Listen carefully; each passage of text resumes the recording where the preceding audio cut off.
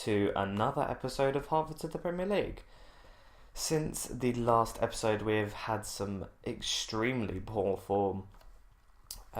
We actually have lost a lot of games so far for the end of the season. A lot of games, and I do need to figure it out, and I kind of have a little bit. So after the 1-1 draw at Woking, we played another away match. It seems like an endless amount of away matches. And we lost 3-0 against Whitehawk, who are actually bottom and have been given a 10-point reduction. And that is because they went into administration. So they're just ridiculously low down in the league. And we still got absolutely destroyed by them. The team playing extremely poorly, which was really disappointing to see. Luckily, we did pick it up. Our first win in around 9 games. Yeah, first win in 9 games. A 2-0 victory against Bromley. Andy Mustoe and Anthony Watson scoring the goals for us.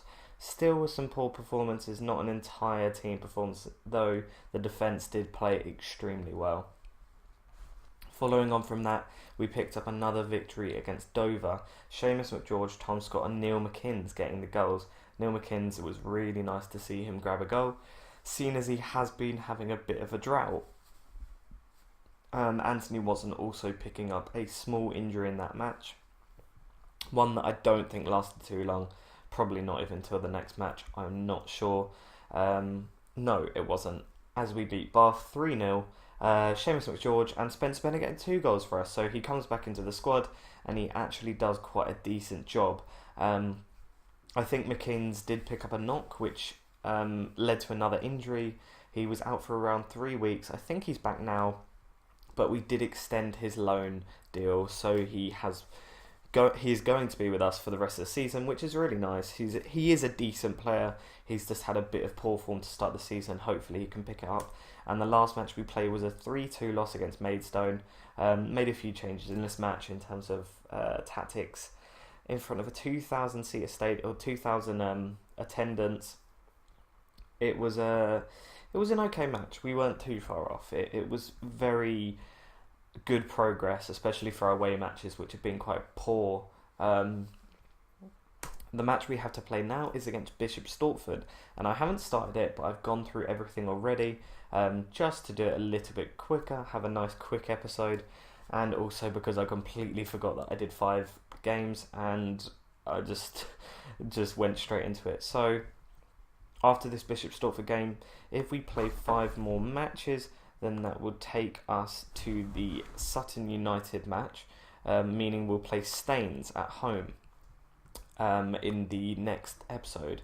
That will probably be the last episode of the season, guys. We have 3 games in 7 days, so I'm probably going to play all of them for the camera, give you a nice long episode. But before that, we're going to do this match because this is important. So we've already done the team, we've already done the selection, we've already done the opposition instructions and the team talk. So the match has already started. Booth is in goal. I did plan on playing Rush, something that I did actually forget about, but that will probably change for the next match, and Rush will get a bit more of a run out. He has returned from injury. If you remember in the last episode, I was saying I hope Rush gets injured from his knock. He was for 3 weeks, so as bad as it is when someone gets injured, it was nice because it did come up saying Rush set to bide his time. Unfortunately, he's complained again, which means we're definitely going to have to play him for a few matches at least until the end of the season. As Bishop Stortford go 1-0 up, really nice header there. Law whips in the ball from a corner and Burton just heads it down. Neil Burton, his 3rd goal of the season. Can we recover quickly? That's the important thing. Scott, what's he going to do with it? Tries to turn, unfortunately get blocked off. Marsden to Walker, to Scott. Come on, run down the line, whips the ball in. Bennett, what a finish. That is why Spencer Bennett is playing. Just, it doesn't matter what other strikers are doing. Bennett will always score goals. His 13th of the season. I probably should have played him a little bit more. Neil McKinns was a bit of a bad choice, but he can also play left midfield, and Scott is a bit injury prone. Actually, probably more fitness concern. He does have a few games where he is a bit off fitness, so it is nice to have someone of the quality of Neil McInnes to replace him. McGeorge with an effort, but is easily saved from Hepworth. It looked like he was kind of leaning back a little bit when he did that. One thing I have noticed, and something that I probably will include in the next episode, is the different match engine, is to show the games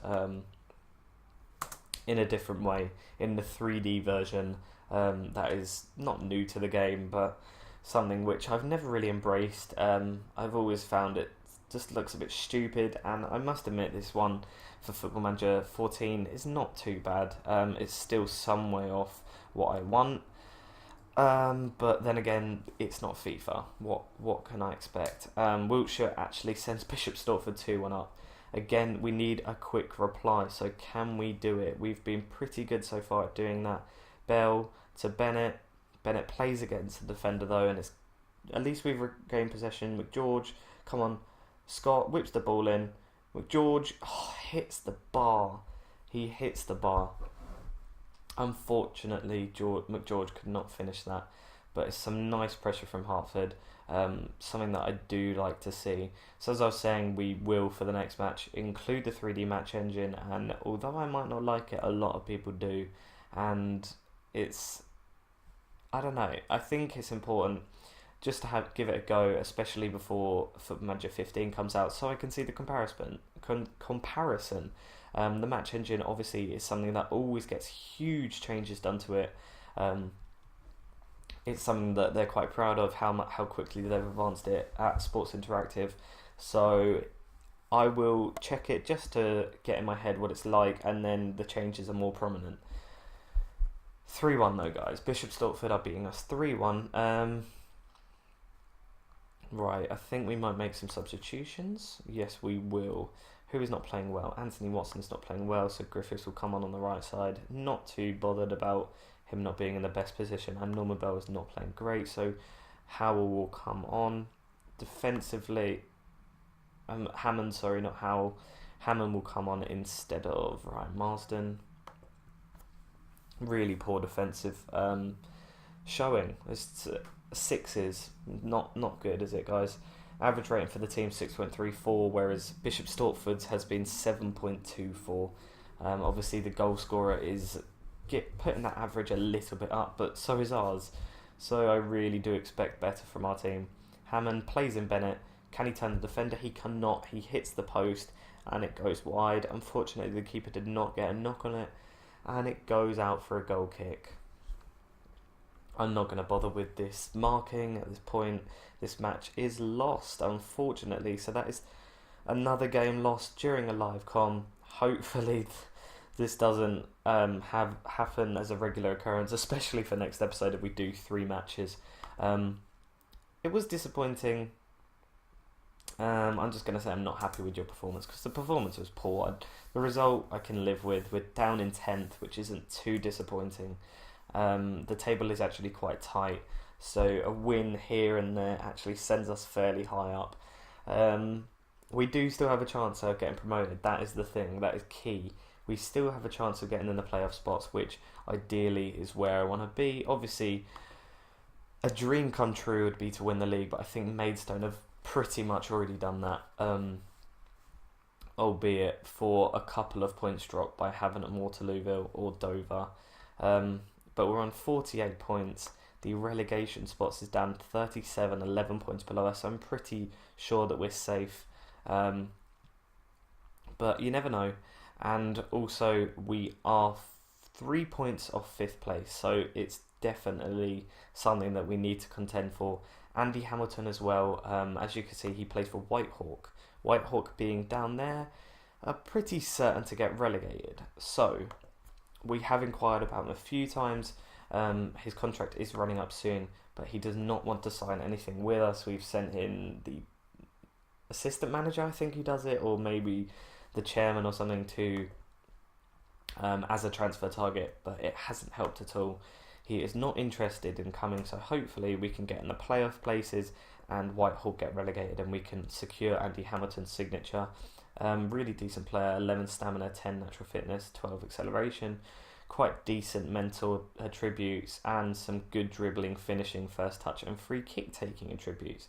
A nice 9 technique as well, means that he'll be quite decent, especially all the way up into the Blue Square Premier, depending on Neil McKinn's and how he does, and whether we might sign him. I'm not sure if his contract ends. I think it ends at the end of the season.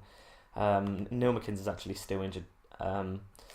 Where's his contract? Yep, it expires 2019, but that might just be me. Eastleigh expires. There you go. So he expires in 2019 for Eastleigh. Sorry, it's down there. Actually, this is what I mean. So we should, if we're nice enough, should be able to get something from it.